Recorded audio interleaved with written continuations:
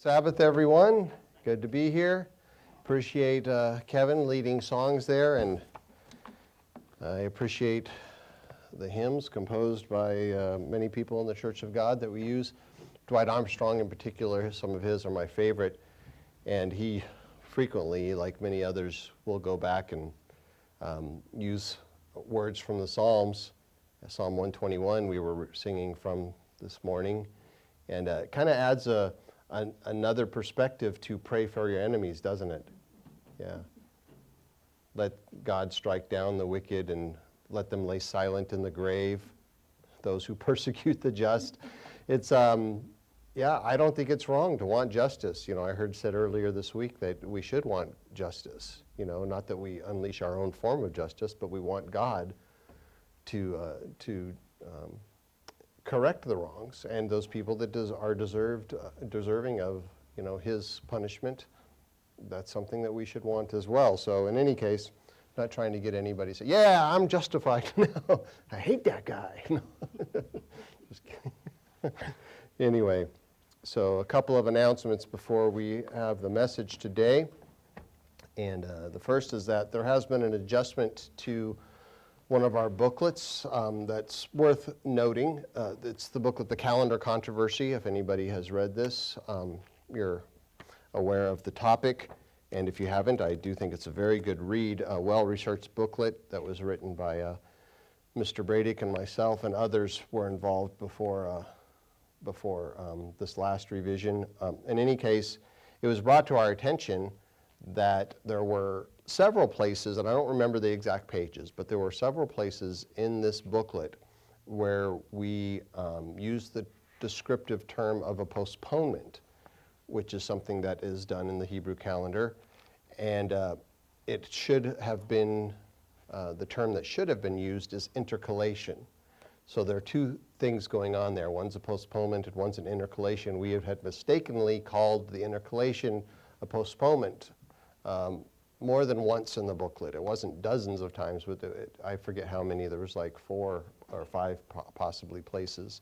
So that correction was made. Most people that don't understand the difference of the two are not going to, you know, it makes sense regardless. It's just, it wasn't entirely accurate. And we are sticklers for accuracy. So that correction has been made. And I appreciate William Blank for contacting us about that and letting us know, and as he has done with several other things over the years. He meticulously has gone through all of our literature and has pointed out some things that couldn't be adjusted. So we do appreciate that, because we want to be, if something's wrong, we want to fix it, even if it's not, you know, entirely wrong. Just it could be have a better term, or perhaps a more applicable scripture. We always want to make things better, so we continue to do so. The next announcement is regarding the funds that we had announced needed for a new desktop computer for the church.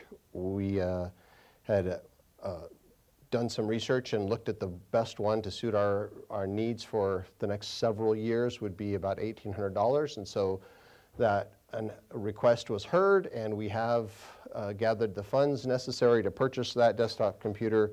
And so we appreciate everybody who contributed to that, and we will be ordering that computer in the next week or so, hopefully this next week. I say God willing, and the reason I say that leads to something else that I will briefly mention. Is I did receive a call from my sister this past week regarding my father, who had likely an ischemic accident, also known as a stroke. And he's in pretty bad shape. He's been in the hospital for several days now, and he's not really too responsive to communication or much else. So I'm not sure if I will be needing to travel back to California. I would like to do that. It's not that I don't want to, but it may be difficult for me to be able to leave. So we'll see how this next week goes. I should be receiving a call from my brother today, who's going to go up and visit and give me an update.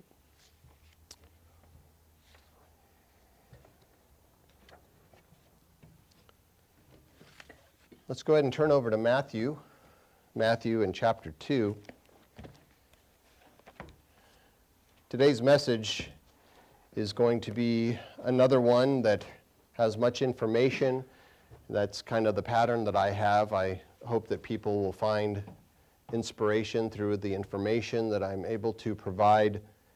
And so today's subject is going to be one that's a little technical, not too technical. I think you should easily be able to follow it. But it has to do with the universe. Now, the universe is an immense and unfathomable part of God's creation. And within the universe are trillions of galaxies.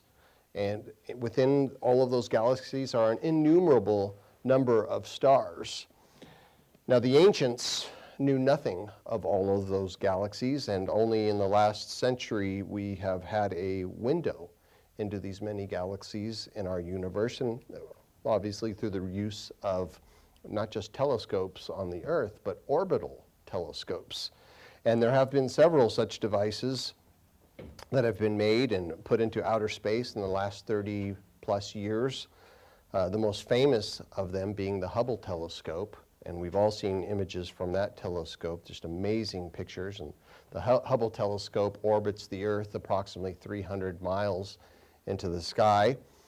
And now we have, I don't know if any of you have seen it, but for some time now we've had what is called the James Webb telescope.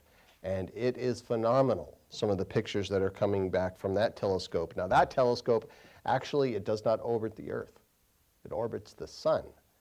And it's approximately 1 million miles from here, that telescope. And we are getting images from it. It's just amazing what we have been able to do. So the images from these telescopes are amazing, and we are blessed. You know, mankind on this planet, we have a blessed, unique position in what we call the Milky Way galaxy. It's a window of opportunity to see many things. But even if you just use the naked eye, if you went out on a good night, you know, a clear night with the naked eye, as men have done, men and women have done for thousands of years, you can look up into the sky and see numerous lights that we collectively call stars, even though they are not all technically stars. Now, these stars will form patterns referred to in some of them as constellations, and they have mathematical patterns, actually, and by which man has been able to use the stars to create calendars and also to navigate the globe. Now, of all the stars that can be seen, I don't know if any of you took astronomy in school or learned much about it. I know you did. You're shaking your head. You loved that class from what I remember. So, of all these stars that can be seen by the naked eye, which one do you think is the most famous? Any guesses? You don't have to say anything, but just think about what do you think is the most famous? Some would say like Sirius. It's a very famous star. Some would say Orion. Some would say Polaris, yeah, which is it's also known as the North Star. There's the red supergiant called Betelgeuse. Well, I know, it looks like it's spelled Betelgeuse, but some people say Beetlejuice. There's a movie made, not about the star, but I think the person in that movie is a star. In any case, so if you want to stay local, though, you might say what? The sun. The sun, very famous star because it gives life to our blue planet. And aside from these, though, what is likely one of the most famous of stars is known by most as the Star of Bethlehem. However, even though that extraordinary light from that event that occurred, more than 2,000 years ago is called a star, my question is, was it something celestial?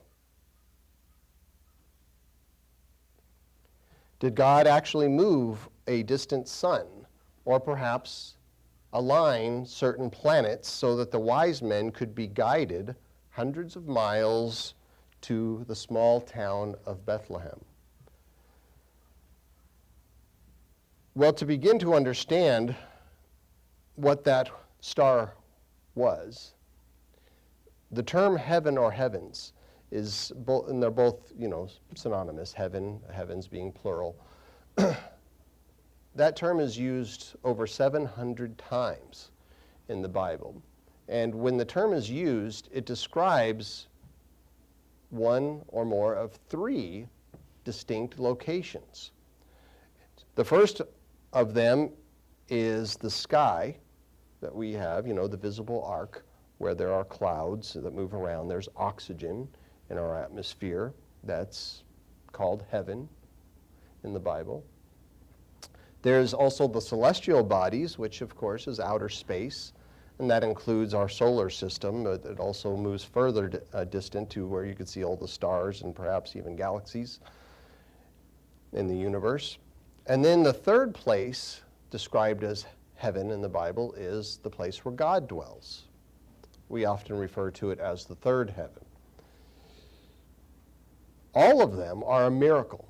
All of them came into existence because of God creating them. They all give glory to God, some in similar ways, some in different ways. The sky and celestial locations in the universe, they contain patterns. They contain patterns that actually can reflect upon things of the past as well as the present and also the future. And when I say future, I'm talking about prophecy. And so they are used, these terms are used metaphorically in the Bible to represent things that were, that are, and will be. And this is eloquently said in Psalm 119. Psalm 19. And I'm not going to go there, but I'm sure you're very familiar with the scripture talking about how the heavens declare the glory of God. Now, when it comes to outer space, the heavens of outer space, the celestial, there are numerous lights that you can see every night, as long as it's a clear sky, there's no obstructions by clouds or fog, that you can see numerous lights called collectively stars. And that term, star or stars, is used 66 times in the Bible, and it comes from the Hebrew word kokab. It's spelled, some of you I'd been asked one time to spell these terms for you, so it's spelled K-O-K-A-B if you want to know. It's pronounced kokab. And it means something that is round and shining. And star also comes from the Greek aster, which is A-S-T-E-R, and it has basically the same definition. Both terms are used in the Bible, sometimes figuratively, or you could say metaphorically. And this leaves room for many to wonder what the star in the east was, the star that the wise men saw. Now, the only account of it is found in Matthew's historical record, and it does not give us much detail, but the information that it does provide actually tells us many things. And I won't go through all of them today, but I would like to go through several of them.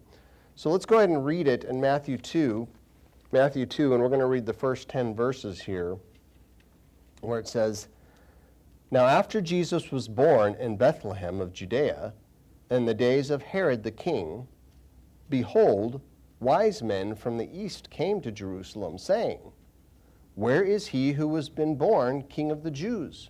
For we have seen his star in the east, and have come to worship him. When Herod had gathered all the chief priests and the scribes of the people together, he inquired of them where the Christ was to be born. And so they said to him, In Bethlehem of Judea. For thus it is written by the prophet, But you, Bethlehem, in the land of Judah, are not the least among the rulers of Judah, for out of you shall come a ruler who will shepherd my people Israel. Then Herod, when he had secretly called the wise men, determined from them what time the star had appeared. And he sent them to Bethlehem and said, Go and search carefully for the young child, and when you have found him, bring back word to me that I might come and worship him also. And when they heard the king, they departed And behold, the star which they had seen in the east went before them, till it came and stood over where the young child was. When they saw the star, they rejoiced with exceedingly great joy. So this short summary of events shows that the sighting of this star in the east was unique. And notice, first off, that it is never referred to as the Star of Bethlehem. Now that title is not wrong. I'm not saying you shouldn't be using it, but it's referred to by the Magi here, the wise men, as his star, being a light in the sky, of course, leading these men to the child, which was in Bethlehem. So, second, these men saw this star in the east, and they knew that this star was something special. Now, in what ways it was special isn't written. We don't know exactly how it looked. We don't know if it was exceptionally bright, or perhaps a star of a different color, or if it moved in some way that caught their attention. You know, it's estimated that the average person, if they go out to look at the night sky, depending on, what you're able to see, you can see between 2,000 and 10,000 stars. Out of all the stars that these men could see when they looked at the night sky, they recognized this one. Maybe they didn't recognize it right away. Perhaps it took a little bit of research and looking at it for a time. But I believe they saw it more than just like a few moments, that it's something that appeared in the east for some time before they actually traveled to Jerusalem. So they clearly, by the time they got here, or before they even left their location, they understood what that star represented, and so they went to Jerusalem, and then they plainly asked the people here, the leaders of that area, where is he that is born King of the Jews? We've seen his star in the east. And so they thought that these people probably saw it too, and they should know what had happened, what's going on. But how did these wise men know that this was his star? Referring to the king, the child king at this point. Well, if you put a ribbon here in Matthew 2, we're going to come back later for a bit, but I would like to turn all the way back to the book of Numbers. Numbers in chapter 24.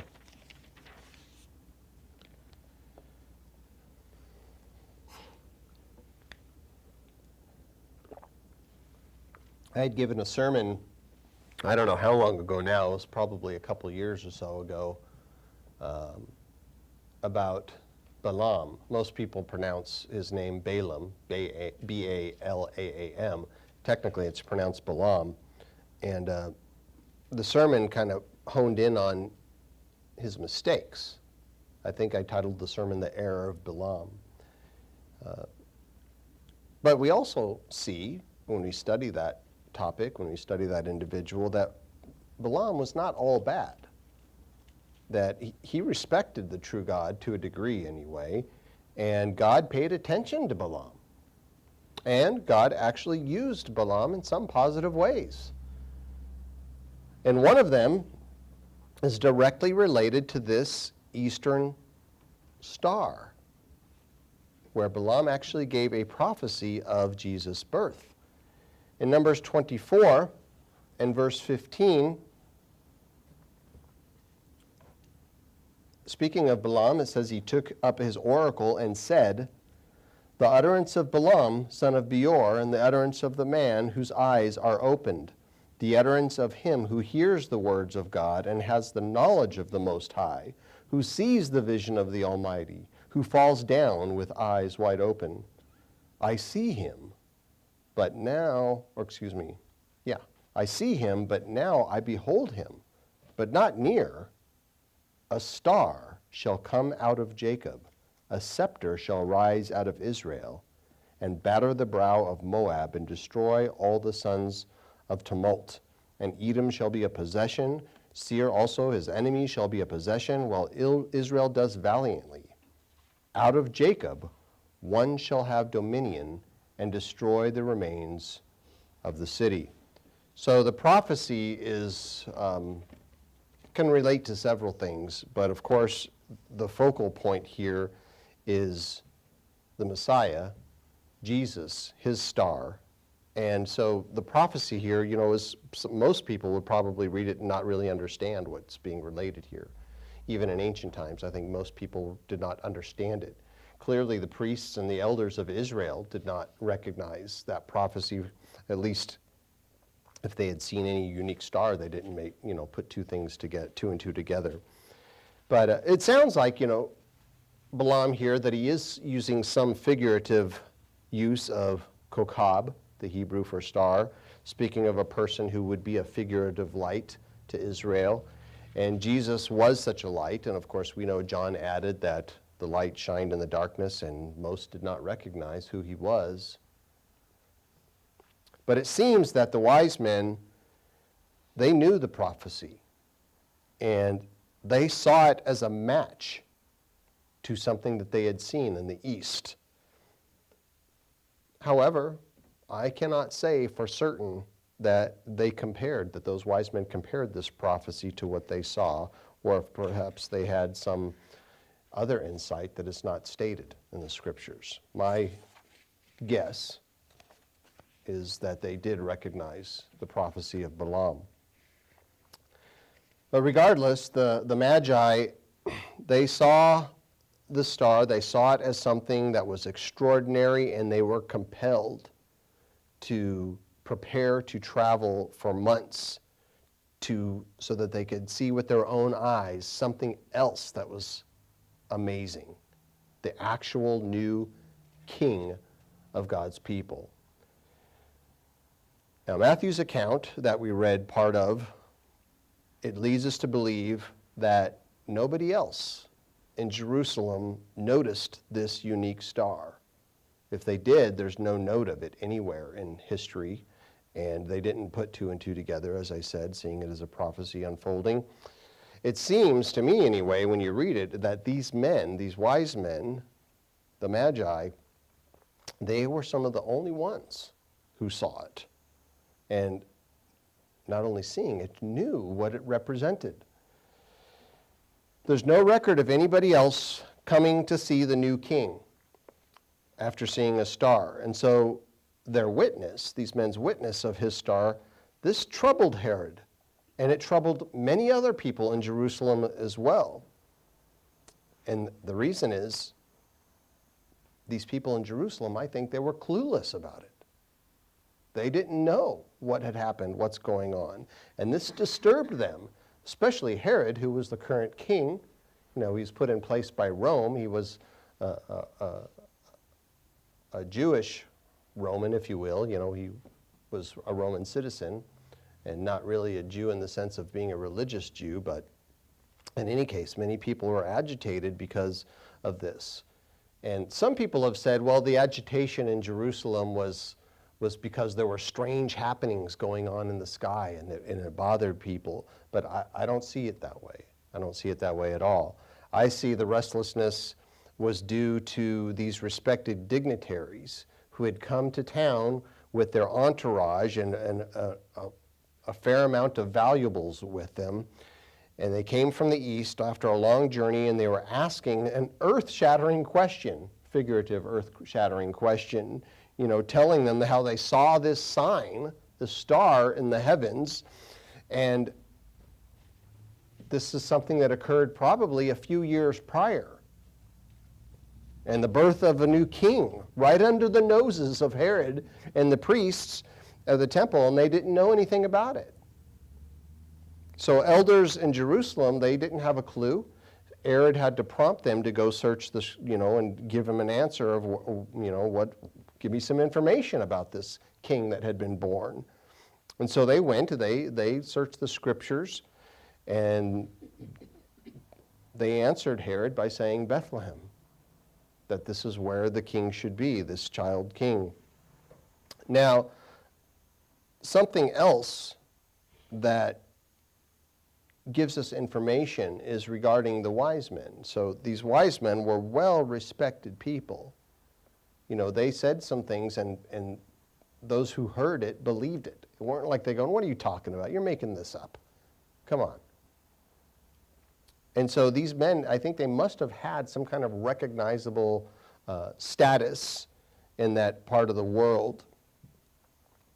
And the reason is because I believe these men were knowledgeable. I mean, the term is translated as wise men, but it's the term magus, which it refers to individuals that have scientific knowledge, astronomical knowledge, that is not knowledge of what can be seen in the sky and the movement of the stars, as well as knowledge of the scriptures, because the scriptures were considered a part of history in that part of the world, that they told of true events.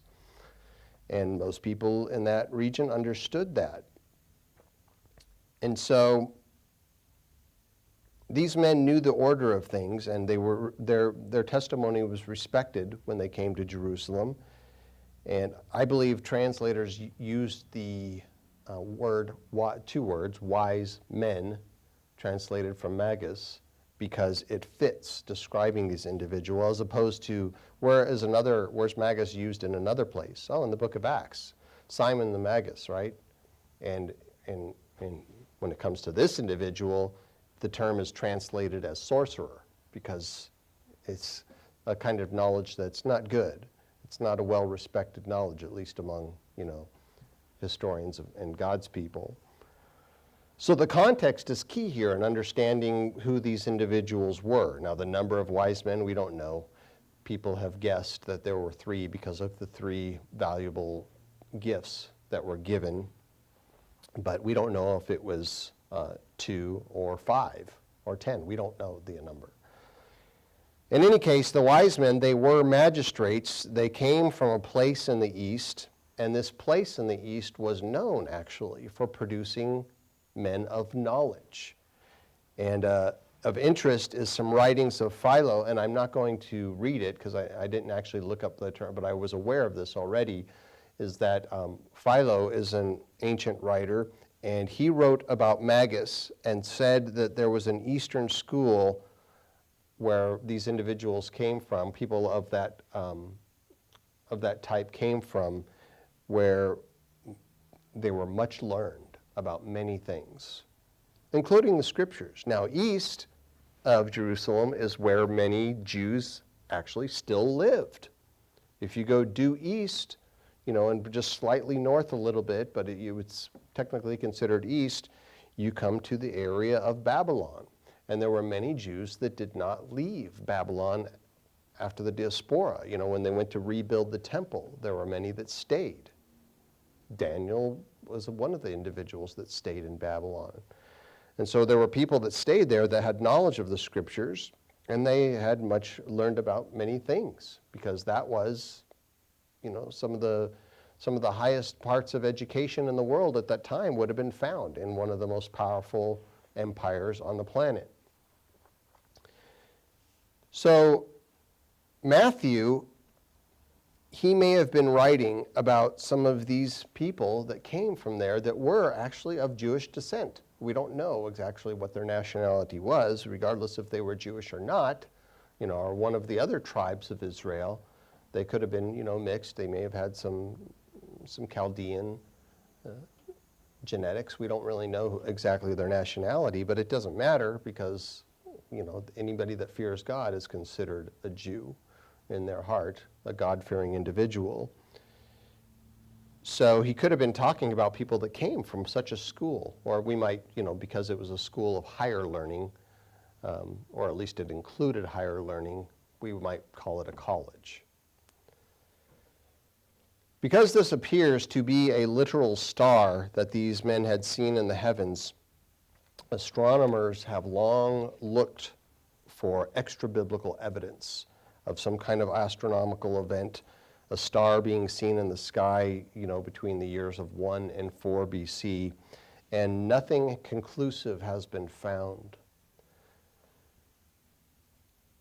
Over the last 400 years, 300 to 400 years, searchers have been aided in not just researching this topic, but many things, by a field of astronomy that's called orbital mechanics. Now, astronomy requires a good amount of understanding of mathematics if you really want to dive deep into it. And I'm not going to go deep into it today. I don't understand all of it either. This field, though, of orbital mechanics, it credits an individual by the name of Johannes Kepler. And he came up with an equation that he had published in the 1600s, early 1600s, I believe, that relates various geometric properties of orbit subject to a body that is a central force. And I don't understand the math, and I'm not going to attempt to understand it. I don't think it's necessary, in my case anyway, but it's something that's probably very fascinating if you wanted to research it and try to understand it. But Kepler, he had published this equation, and it's noted, as I had looked into, where this came about, that there was likely an earlier astronomer that came up with the same or very similar equation in the 9th century. So, and I don't have his name, but I'll give him a bit of unsaid credit. In any case, the calculation, it allows for people to use the math and to look back in time to see what the skies looked like at different times in history. It's fascinating. There's even an application that was created for it where you can use it to go back and look at what did the sky look like from different parts of the planet, thousands of years ago. It's very interesting. Kepler, he had searched for this star. I call it his star. Most would call it the Star of Bethlehem. He searched for it, and he wrote 2 books about it, but the results he came up with were unsatisfactory to most. That is, they did not definitively find what the star that had guided the Magus. Now, when we give it some rudimentary thought, we can rule out several things that have been seen in the night sky. It could not have been a shooting star, also called a meteor. Shooting stars are pretty small in size. They range from a speck of dust to the size of a raisin. And even though they're very small, they make a bright light, don't they, when they hit our atmosphere as they burn up, so they look much larger than they really are. Meteors can be larger. They can get up to perhaps the size of a basketball.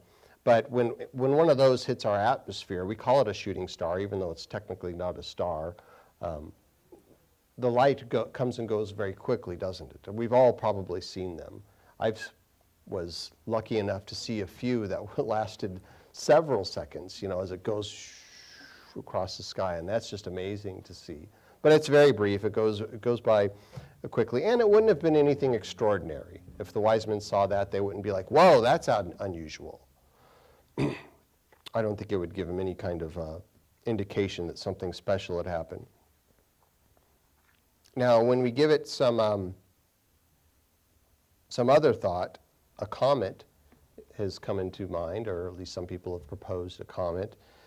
Comets move rather slowly, at least when it comes to looking at them in the sky. You don't really see them moving, and they kind of appear for a time over a period of days or so. It's usually not months, because the way we rotate around the sun doesn't allow us to see them for very long. But comets were widely thought of in most cultures, nearly every culture. I have not seen anything indicating differently, but they were widely thought of as a bad omen. That when people saw a comet, they're like, they were afraid. Something bad is going to happen. And there's no evidence of a comet being seen, actually, in 1 to 4 BC. This is something that would have been highly unusual, and there would have been documentation in other places. Also, if it were a comet, clearly Herod and some people in Jerusalem, they would have seen it, they would have known about it. But they instead asked the Magus a question, didn't they? What did they ask them? They said, Herod asked, when did you see this star? Because he had no idea. The people in Jerusalem had no idea.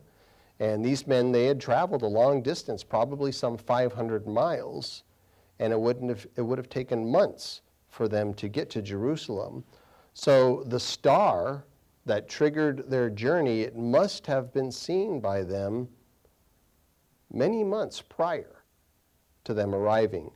It's likely, after reading everything, and you'll see why in just a moment, that they probably saw this star within about 2 years before they arrived in Jerusalem.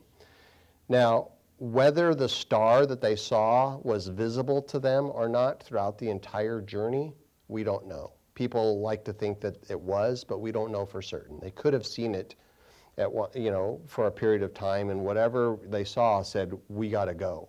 This is a sign.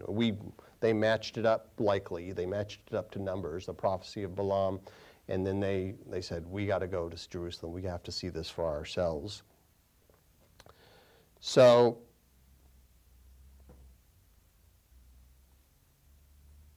my guess is that it probably wasn't seen by them the entire time that they were traveling to Jerusalem, helping them to navigate the surface of the earth until they got there.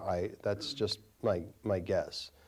But I think that they probably saw it, they recognized what it represented, and they went. And they were very knowledgeable individuals. They would have been able to navigate the face of the earth on their own. They would have known where Jerusalem was. Now, whether or not they had been there before, we don't know. Perhaps they'd never been there. Perhaps they had been there in the past. And so they knew how to get there, and they went. Something else that can be ruled out, what the star was not, is an exploding star. That's also referred to technically as a nova. But again, nearly everyone around the world would have seen something like that, something so unusual, and there is no record of any nova occurring in that part of history. Another possibility that has been proposed is that this guiding star was a planet, or 2 planets, perhaps. Planets have been, at least, called wandering stars. And the reason they are called that is because it comes from the Greek planete. And for those who want to know how to spell it, it's planet, and then you add an A-E on the end. And that term means wanderers. And the reason they are called wanderers is because they describe lights in the sky that appear to wander, while most other stars in the sky are moving in a regular position. They're relatively fixed, right? But planets don't.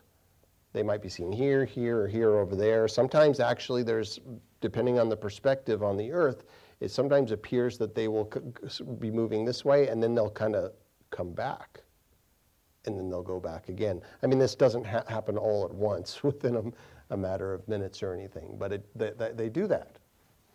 And so that's where the term came from, wandering stars.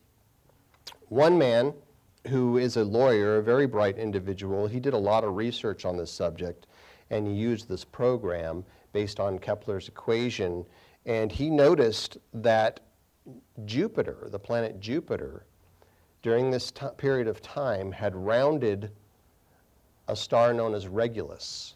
Now, Regulus, I don't know who gave it that name, but it's an ancient name of this star, and it means king.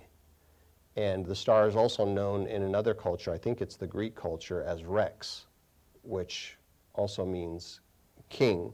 And he had noticed that Jupiter did this pattern where it came and it rounded this star that's known as a king star, and this happened within the constellation of Leo. Now, Leo, the lion, and he was putting things together and saying, oh, Christ came from Judah, represented by a lion. And so this happened at the same period of time when Venus had aligned with Jupiter to form what would look, to the naked eye, as a very bright star, when technically it would be 2 planets kind of, laying on top of each other, at least when it comes to sight, and so they would look very bright, technically 2, and it's called a conjunction. And there's something coming up similar. My wife told me about it, where some planets are going to align. I think it's referred more to like a parade of planets. I don't know how many are going to actually, appear on top of each other. Is that today? A week from today. Yeah, so maybe we'll be able to see that with the naked eye. So in any case, this individual claims that that unusual event occurred in 3 BC using Kepler's equation in that program. And he says, or he suggests anyway, that that is what the Magus saw. That is the star that they saw. Now this theory, I watched the whole thing and tried to, and I did understand, I think, pretty much all of it. There was very little that I did not understand. And it sounds plausible, but I don't subscribe to it for several reasons. And you're probably coming up with some reasons why you would not subscribe to it as well.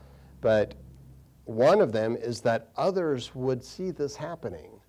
That there were, these were not the only individuals on the planet that watched the stars so carefully. And others would have seen this and said, well, this is unusual. Something's going on. And also the behavior of such lights in the sky, that would not allow for them to appear directly above a small town and then eventually right above a house, a place where the child and his parents were living. Let's go over to the book of Micah, Micah in chapter 5. We had already read a quote of that in Matthew, but I'd like to read it directly from the prophet because the location of where the child was is important to get a better understanding of his star. So Bethlehem, we see these terms in the Bible of Bethlehem, the city of David, and most people don't really look on a map to see like, well, where was this? And then we just think, oh, wow, this must have been, we just kind of feel like, oh, it must have been way over here, and this one was way over there. We don't really know, but it just seems like, well, they're very different places, so they can't be too close to one another. But Bethlehem was a small community, actually just down the road from Jerusalem. Wasn't far at all, approximately 5 miles south of the temple. So if you're standing on a mountain, near the temple, somewhere in Jerusalem, you could actually see it. You can see a 5 mile distance. I mean, you can't see detail, but you can see, oh yeah, it's right there. I see right over there, that area.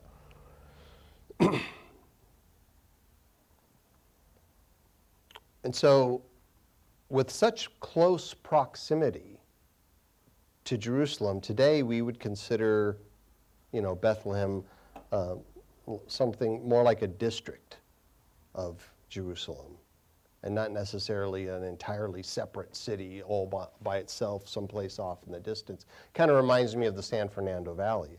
I grew up in an area just over a hill from the San Fernando Valley, but I spend a lot of time in there, and Mr. Polici, who gave the opening prayer, he's familiar. He lives in the San Fernando Valley. But the San Fernando Valley, it's about 7 miles across and about 10 miles another way. So it's kind of like a rectangle, 7 miles one way, 10 miles another way. It's amazing because about 2 million people live in that area. And within that area, because so many people live there, they've sectioned it off. There's Canoga Park and Reseda and Chatsworth and Woodland Hills and Encino and Van Nuys and Sherman Oaks, and it just goes on and on. I don't know how many districts there are, but it's probably a dozen or more districts in that little 7 to 10 mile area. So that just helps give you some perspective of, okay, Bethlehem, but it's only 5 miles, only 5 miles away.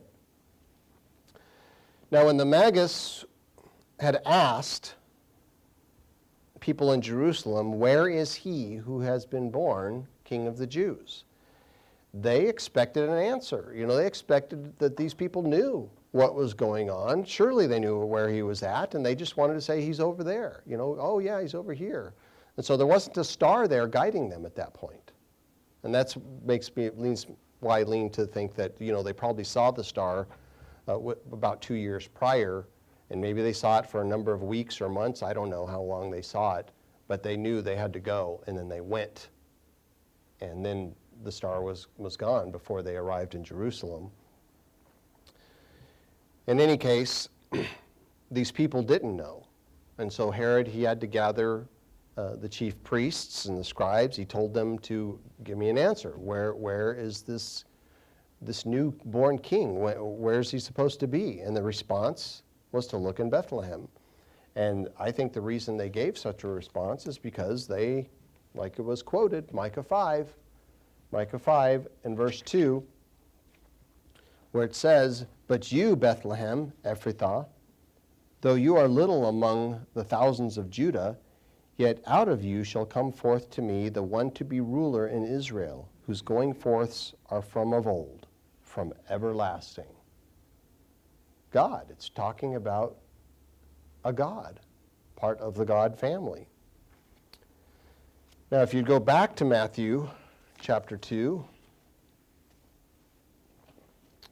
so Herod, he asked the Magus before telling them to look in Bethlehem, he asked the Magus, when did this star appear? When did you see it? I believe they told him when they saw it. The response is not recorded in Matthew, but I believe that they did tell him when they had seen the star. And Herod, in return, said, okay, go, after he got the information, he said, go to Bethlehem. That's where you'll find the child that is going to be king. And they left, speaking with Herod and these other individuals, and the star appeared to them again. Now this time, it describes his star as moving before them. And it says in Matthew 2, in verse 9, when they heard the king, they departed, and behold, the star which they had seen in the east went before them, until it came and stood over where the young child was. And when they saw the star, they rejoiced with exceedingly great joy. So this is another place where if you note the timing, we've talked about a lot so far, but if you note the timing of these events, the spectacle of Christmas has ruined the narrative in multiple ways, but when it becomes to the timing here, we most think that the wise men came to a swaddled newborn that was still in a manger with his parents, but that did not happen. You see, the arrival of the Magus here was a few years after Jesus was born. And at this point, when we read it in just a few moments, he's described as the Greek padon, which can be defined as a toddler. And I would suggest he was likely around 2 years old. And that is why, we won't read it today, but that's why later Herod had all the children in Bethlehem 2 years old and younger killed a short time later. So when Herod asked the wise men when they saw the star, I think they likely indicated about 2 years ago. They probably gave him a specific date because they were knowledgeable and I think sticklers for accuracy. But it's only now that they arrived in Jerusalem and ultimately to the house, not a manger. In verse 11 it says, "And when they had come into the house, they saw the young child with Mary his mother, and fell down and worshipped him. And when they had opened their treasures, they presented gifts to him of gold, frankincense, and myrrh." So the description of his star going before them until it stood over the building where the child was, it doesn't sound like the kind of star that we see in the night sky, does it? They don't behave in that way. This is something different. And it appeared luminous, like a star does, but it didn't behave like a celestial star does. And so this star, it says, went before them, and it went to a specific location 5 miles south of the temple. Again, not a long distance That's not very far. I mean, you could walk 5 miles in a matter of a couple of hours. And that's if you're taking your time. Now, if these men were to see a literal star or a planet, a conjunction even of planets in the night sky, to say that it went before them and then stopped and stood over where the child was, well, that really, in my mind, that's not possible to perceive if you're looking at stars up in the heavens. I mean, who could tell the difference in a position if the beacon was, thousands of miles away? Even if the star was perhaps low on the horizon, and it was low on the horizon in the south, and they saw it and said, oh, look, there it is, it's in the south, let's go. Is it really going to look any different when they get 5 miles down the road? No. Might not even be visible by that time. But this says now it's standing above the location, above where the very house where the child was. So,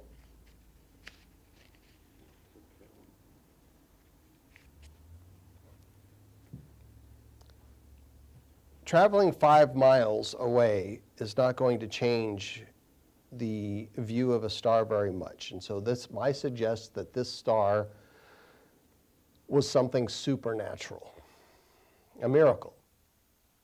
And let's go to Job 38 to take a little more deeper dive into this topic. And I think you know why I'm going to go there. Most of you do. What I believe happened here is that God had commissioned an angel to be his star that would guide the Magus to the exact location of the child. Now, literal stars that we see or can see most nights of the week, depending on this, the clearness of the sky, they are constituents of a heavenly body that we call the universe. And it's estimated that there are 200 billion trillion stars in the observable universe. So that number, of course, multiplies greatly what about the unobservable universe? So stars, as in shining suns, like our sun, they exist as a part of the heavens in the Bible. Yeah. They're mentioned many, many times. However, these literal stars are not the only stars of heaven. The place where God resides is also called heaven, and his domain, it cannot be seen, unobservable. But we are told that there are numerous angels where God resides, and these angels are sometimes called stars. And the go-to scripture in this regard is Job in chapter 38. And beginning in verse 1, here's God speaking to Job out of a whirlwind, and he said to him, "Who is this who darkens counsel by words without knowledge? Prepare yourself like a man, and I will question you, and you shall answer me. Where were you when I laid the foundation of the earth? Tell me if you have understanding. Who determined its measurements? Surely you know." In other words, if you think you're so smart. "Or who stretched the line upon it? To what were its foundations fastened? Or who laid its cornerstone? When the morning stars sang together, and all the sons of God shouted for joy." So the stars in verse 7, they're also called sons of God because God is their maker. They are spirit beings that have life. They are able to think, to reason. They have free will. And God is their creator. And the reference is to angels. Angels that existed before the heavens and earth were created. That is, the physical heavens and the earth were created. Now, a couple other scriptures I'm just going to rattle off fairly quickly in this regard is Revelation 12 and verse 4, where Satan is portrayed as a dragon who drew a third of the stars of heaven and threw them to the earth. And it is our understanding that the imagery represents angels who were persuaded by his trafficking, his misreason, and persuaded to rebel along with him long ago. And those angels became known as demons. Also, in Revelation 1 and verse 20, Jesus is portrayed as having 7 stars in his hand. And it even says that the stars are angels of the 7 churches. And so, like actual stars, angels are portrayed as occasionally bringing light to people, ministering servants to heirs of salvation. But they do much more than that. Sometimes the light that is mentioned is figurative. And Paul wrote in 2 Corinthians 11 and verse 14, he said that Satan himself, who is still considered an angel, he's not a good one, but he's considered an angel. It says Satan himself transforms himself into an angel of light. In other words, a figurative expression. He's not giving good light anymore. Oh, he thinks people might think he's giving you insight into something, but it's compared to darkness. But the light that can be seen from some of these angels is not just figurative, it is also literal. And one of the examples is from Peter, or the account of Peter in Acts 12 and verse 7, where he was in prison. And it says, "Behold, an angel of the Lord stood by him, and a light shone in the prison. And then this angel struck Peter on the side and raised him up. And then they miraculously just went through the walls, just out of prison." Now, one of the most notable angels of light is the one who led led Israel out of Egypt. Now it says in Exodus 13:21 that the Lord went before them by day in a pillar of cloud to lead them by the way, and by night in a pillar of fire to give them light. So fire, a type of light. And it looked like it was fire to them. And that's why that term is used. However, God employed an angel to do this work. And Exodus 23 and verse 20 says, "Behold, I send an angel before you to keep you in the way and to bring you into the place which I have prepared for you." And that's speaking of Israel coming out of Egypt and traveling through the wilderness. Also, Exodus 32 and verse 34 is another scripture that says, "Behold, my angel shall go before you." In another place, and this is Matthew 28 in verses 2 and 3, and this is after Jesus was raised from the dead, and the 2 Marys, they had went to the tomb very early Sunday morning when it was still dark, and it describes an angel of the Lord descending from heaven, and it rolled back the stone from the door, and it says that his countenance was like lightning, very bright. So if an angel can illuminate in a way that's compared to lightning or fire or light, and why not appear as a star? Now we know that it's possible. I think nobody's questioning, oh, that's not possible. Of course it's possible. It's obvious that it's possible. But my assertion today is it's not only plausible, I believe it's likely. And that would be the only way that this star, which I like to call his star, could appear to wise men in the East, signaling them to prepare for a long journey, to gather provisions, to get all these very expensive gifts fit for a king, and then move these men to travel all the way to Jerusalem and ultimately to the small town of Bethlehem, and then to a humble house where the child and his parents were staying. So those who entertain the idea that God used a literal star or perhaps a conjunction of Jupiter and Venus and to guide these men, well, they should really have no problem, entertaining the thought of God actually using an angel to guide these individuals. And if that's the case, there's no need for God to maneuver planets or suns in distant galaxies in a certain way to perform some kind of encoded dance that only a few people are going to understand what's going on. I mean, God could have done it that way. I don't say that it's not possible. I just say it's not likely.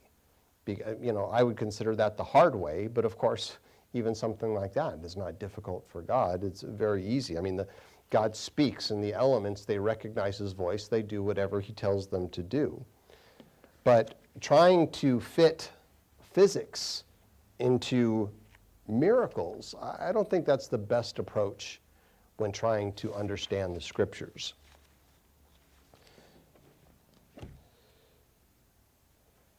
In Job 38, let's go forward several verses here in Job 38 and verse 31, where God continues to ask some hard questions, and I say they're hard because he's being a little hard on Job here, but they're easy to answer questions.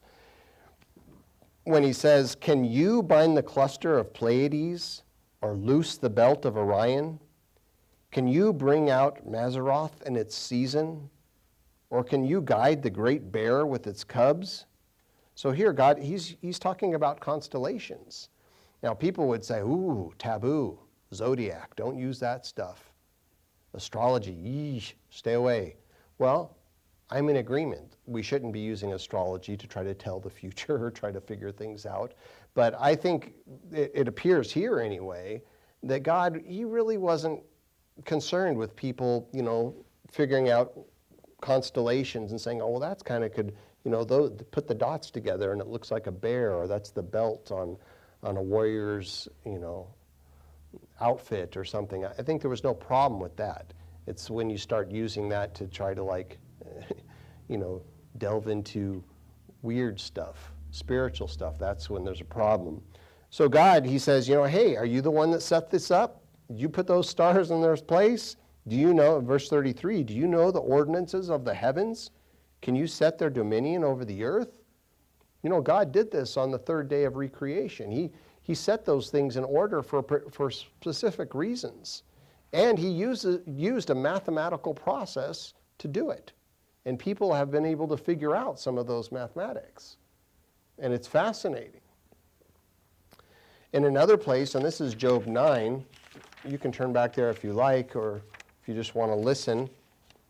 Job 9 and verse 7 says that God commands the sun and it does not rise. He seals off the stars. He alone spreads out the heavens and treads on the waves of the sea. He made the bear, Orion, and the Pleiades, and the chambers of the south. He does great things past finding out. In other words, people have been able to figure out how some of this stuff works when it moves around in the universe, but we can't figure it all out. We might think we know a lot about the way things work in solar systems and the universe, and it's a matter of degree, isn't it?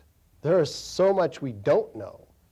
It's similar to what Art and I have said about the scriptures. We have been able to understand a great deal about the scriptures, but there's a lot we don't know as well. Only God knows all these things, and only he can do all these things with stars and planets and galaxies and what have you. He is the creator. It's his creation. He can do as he wants. He speaks, elements react, if that's what he wants. And so God, he set the stars in the heavens in their respective places for certain reasons. And although it is entirely possible, yes, for him to orchestrate a celestial dance of the stars to signal people to go, whoa, something happened and it matches a prophecy here of Balaam and we got to go. He could have clearly done that, but there's no evidence of it. I don't think there's any evidence of a planetary waltz in the Bible or in the records of history that would align with the behavior of the Magus. and what actually happened in Matthew 2 that we had read, verses 1 through, I think it's 12. The fact that only the Magi saw this star in the east, and then they saw it again after meeting with Herod, and then the star, it went before them, it guided them to Bethlehem, just not many miles away, and then to a specific home. The evidence to me points to the star being an angel leading them to Bethlehem, a ministering servant, a heavenly messenger sent by God, illuminating a gospel, the gospel of an actual king to one day become the King of Kings